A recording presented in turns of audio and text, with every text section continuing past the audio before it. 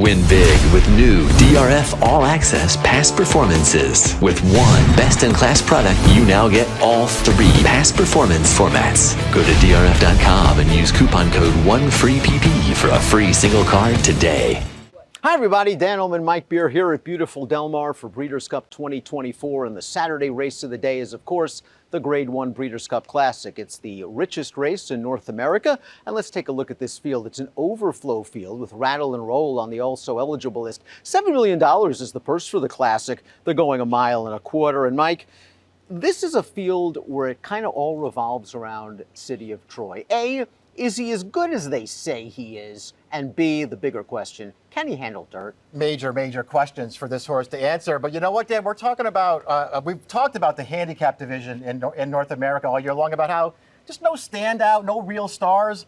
We got a star in City of Troy. Can he handle dirt? We'll find out on Saturday. Remember to access free Formulator past performances for the Breeders' Cup Classic on the Race of the Day event page at DRF.com. Take a peek and handicap along with us. Let's throw up the Timeform US pace projector for the Classic. City of Troy's a pretty quick horse. We, of course, don't have any pace data for him, but I think if he breaks, they don't want him to get kickback. They want him to be close to the pace, but how is he going to outfoot a horse like Arthur's Ride or Fierceness to the top? Yeah, I don't know. I won't believe that he can do it, Dan, until I see him do it, especially first time on dirt. And you know what? Hats off to him if he's faster than these horses and actually makes the lead in here, because I suspect if he can make the lead in that long run through the stretch the first time, he might be very, very hard to beat in here. The more I looked at this race, the more I just thought Arthur's Ride, post 12 or not, he's making the front. He's got to go. We saw what he could do when he gets to the lead and is feeling good about himself 2 starts back at Saratoga. We're going to start things off with one of my favorite runners from Japan, Forever Young. He started off his career with 5 wins. He went over to Saudi Arabia. He won. He went to Dubai. He won. He went to Churchill Downs. He almost won. He finished 3rd, beaten ahead. They decided to give him the summer off. They brought him back in the Japan Dirt Classic, a nice prep. I like the things he did in that race, Mike. He broke from the inside.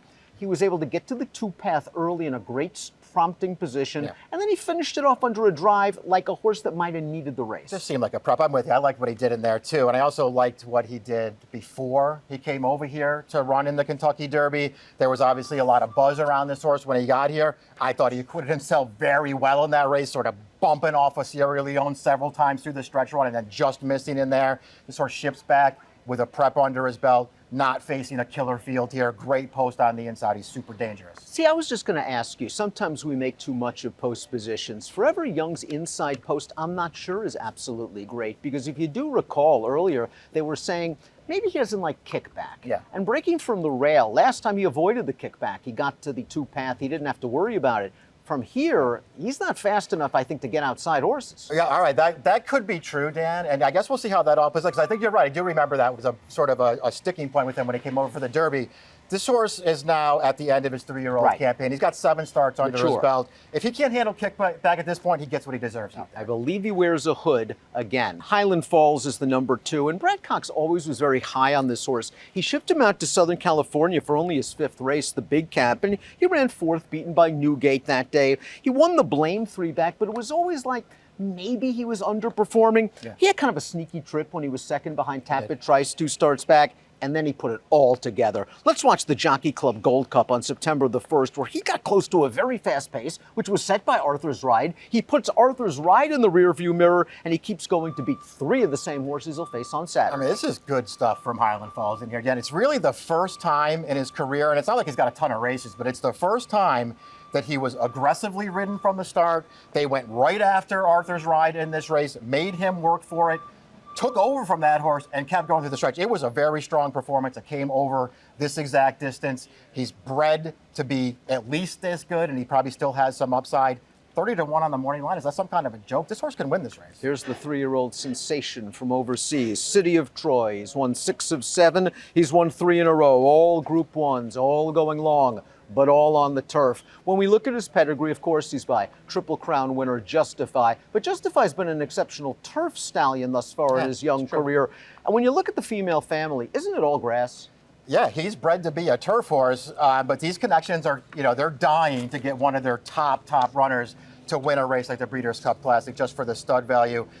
We'll see if City of Troy is up for it, Dan. He's clearly talented. If you're so inclined to just think, you know what, these horses aren't that good on dirt. If he handles it, he'll beat them.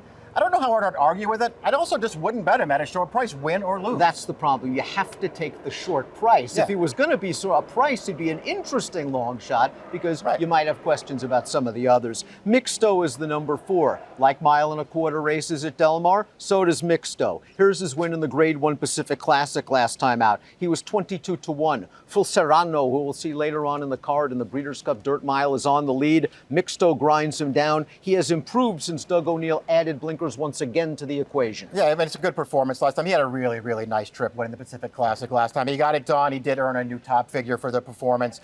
He's one of the, long prices on the morning line, Dan. I saw several more interesting horses at that 30-1 number. Senor Buscador ran a winning race at Del Mar in the San Diego handicap last year, and he got good towards the end of 2023. Second in the Cigar Mile, trying to rally over an intensely speed-favoring track. Second to National Treasure in the Pegasus World Cup over a track at Gulfstream that could be speed-favoring. He got the $20 million win in the Saudi Cup, and then performed pretty well in the Dubai World Cup. Since he's come back, he hasn't shown the same verve. It'll be interesting to see if he can bounce back here. I mean, listen, they brought him back and sprinted him in the Pat O'Brien. He wasn't good with it. That had to be a prep for the California Crown last time. And, I don't know what happened there. I didn't hear anything after the race coming out. He was awful in there, just never really picked his feet up. But they're going to press on here and run him back in the Breeders' Cup. So I'm just going to assume that all is well for this horse. The mile and a quarter is not that big of a deal.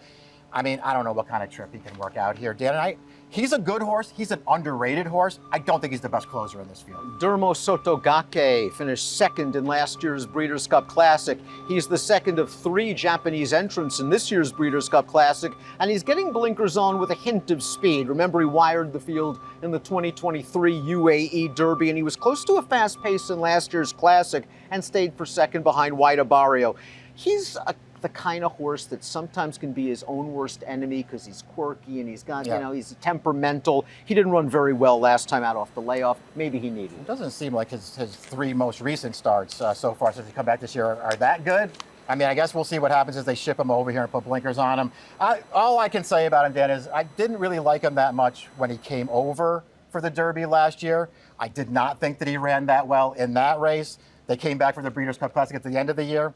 I did not think that he ran that well in that race. Yeah, up close to a fast pace, but you wanted to be up close that day. I thought he was a little dressed up off the 2 North American lines. Ushbat Tesoro, there was a little bit of buzz around this Japanese-based runner in last year's Breeders' Cup Classic. He was bet down to 7-2, but with his one-run late closing style, he was just up against it the way the racetrack was playing, and you have to wonder if that could work against him here if the pace isn't electric and he doesn't get the right trip. He has come back in pretty decent form, however, this year in Japan, just missing last time out.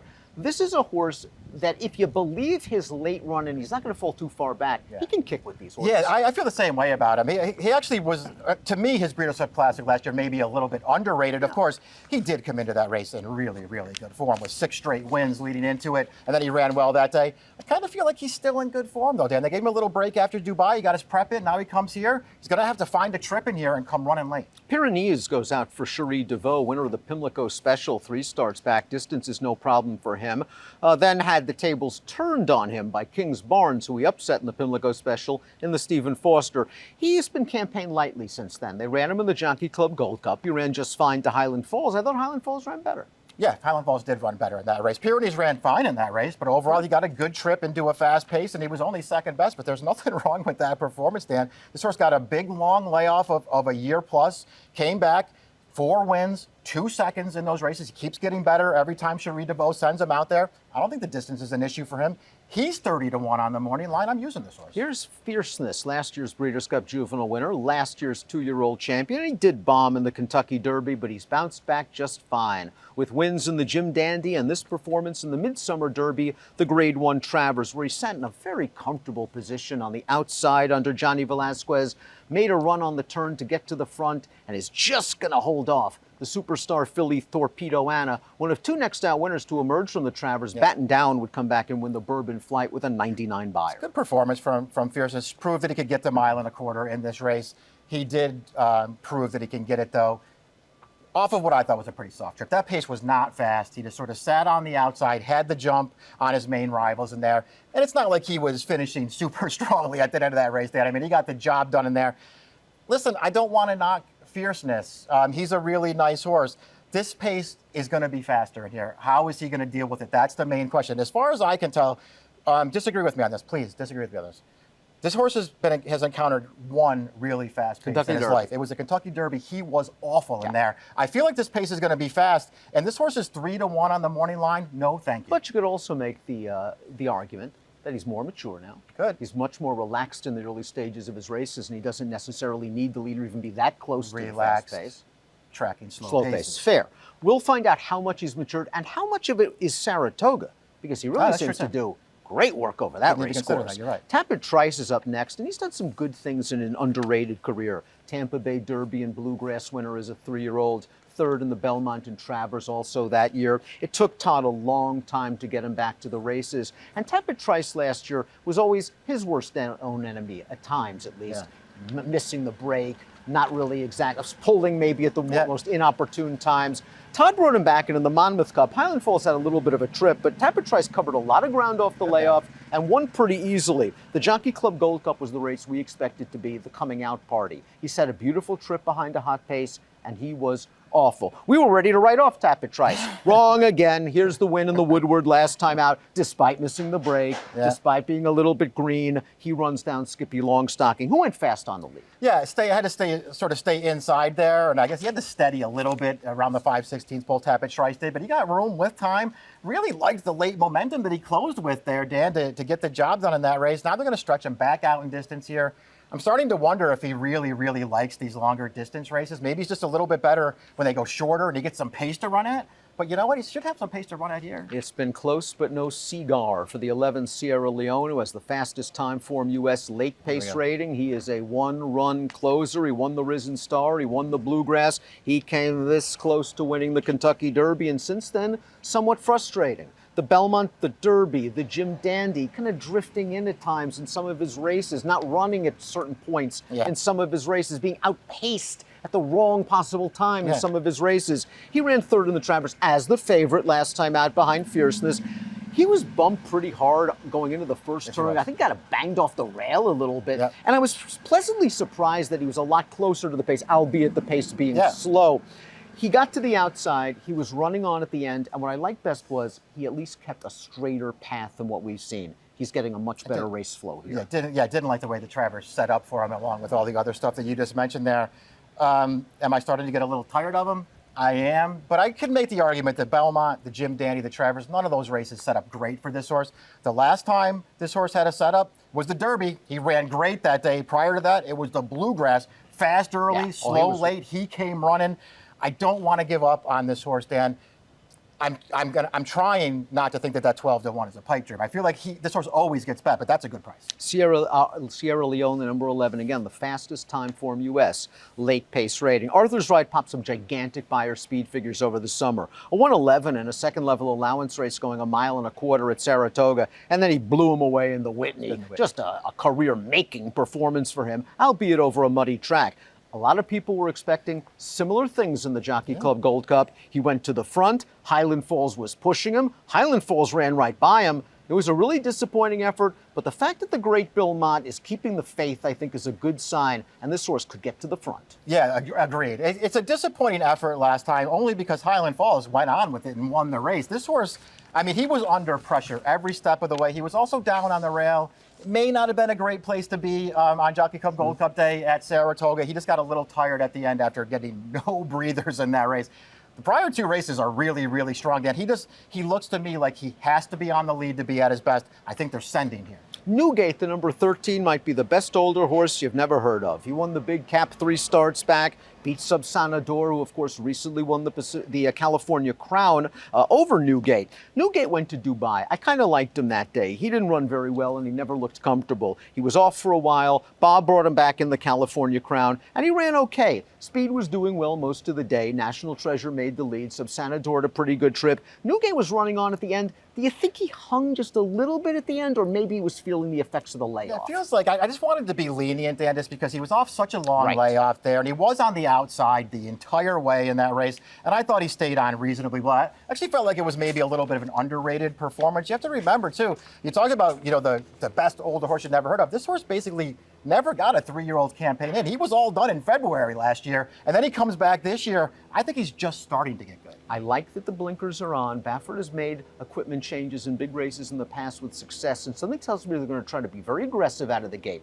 Sit off Arthur's Ride, hope Arthur's Ride isn't the same horse we saw 2 and 3 back, and maybe inherit something turning for home. And now, number 14, Next. Terrible post position for a wonderful horse. He's won 7 in a row, all with triple-digit buyer speed figures, but all at distances a lot longer than the Breeders' Cup Classic, in races with paces a lot slower than the Breeders' Cup Classic is going to be run at. I feel like that's probably why they've been reluctant to run him in races like this. Then you just know they're going to go way faster. We'll see if Next can cope with it. Whether you like him or not in the Breeders' Cup Classic, I think you just have to respect these connections for giving Next the chance to run in here, because he's been really, really good. Let's see how he stacks up. I'm not betting him in here. I hope he runs really well. Top pick time for the Breeders' Cup Classic. It's Saturday's race of the day, and why not? A Grade 1, $7 million international participation. Mike, who is it? I know that I don't like City of Troy, Dan, or at least I don't like him from a wagering perspective, so I'm not using him. After that, I didn't really know what to do, and I feel like I just looked at this race way too long. I'm going to go with Forever Young here. Coming back to the States off of a prep race. He was good enough earlier this year. If he's better now, he can beat this year. I just have a feeling the talent has always been there, and I think his last race showed that if he gets away from the gate, he doesn't have to be so far behind. I think he's getting better. His trainer, of course, has shown that he can win Breeders' Cup races right here at Del Mar. I'm a glutton for punishment. Everyone that watches knows it. Back to Sierra Leone I go, hoping the 12-1 isn't a pipe dream, hoping the fast pace is there for him, and hoping he can stay straight and strong in the stretch. I expect Fierceness to run well. I'm using a lot of your top selection, Forever Young in this race. And, something tells me that Newgate's going to run pretty well with Highland Falls. That price on Highland Falls, though, it has to come down, or I got to use him. It's the Breeders' Cup Classic. Mike's going with Forever Young. I'm going with Sierra Leone. Enjoy. Best of luck. Hey, buddy, you look like you're in need of a winner. And just remember, if you like and subscribe right over here, you can get all of the great content on DRF.com, including Race of the Day, stakes previews, and lots more, featuring me and my superb selections. Trust me, you're not going to regret it.